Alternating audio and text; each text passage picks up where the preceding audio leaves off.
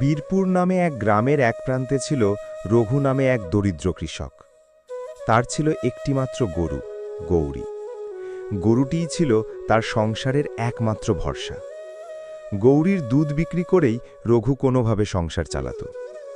একদিন গ্রামের এক লোভী মহাজন এসে রঘুকে বলল, তুই গরুটা আমাকে দে, আমি তোকে অনেক টাকা দেব।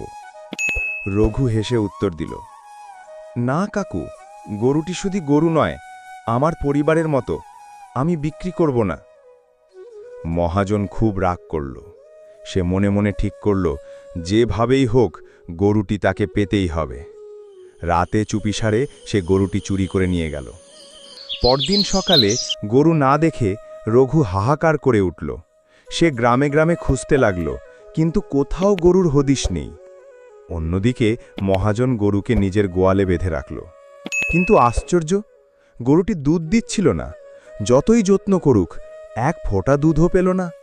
মহাজন ক্ষেপে গিয়ে লাঠি তুলতে গেল। হঠাৎ গ্রামে খবর ছড়ালো, রঘুর গরু নাকি অদৃশ্য হয়ে গেছে। কিছু গ্রামবাসী সন্দেহ করে মহাজনের বাড়ি গেল।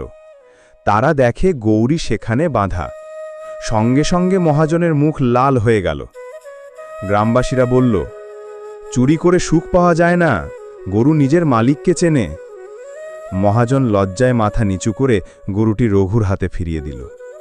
রঘু গৌরীর গলায় হাত রেখে কেঁদে উঠল, তোকে ছাড়া আমার সংসার অন্ধকার। গৌরী যেন খুশিতে ডেকে উঠল। সেদিন থেকে মহাজন আর কখনো অন্যের সম্পত্তির দিকে নজর দেয়নি। শিক্ষা, অন্যের জিনিস দখল করলে কখনো সুখ মেলে না।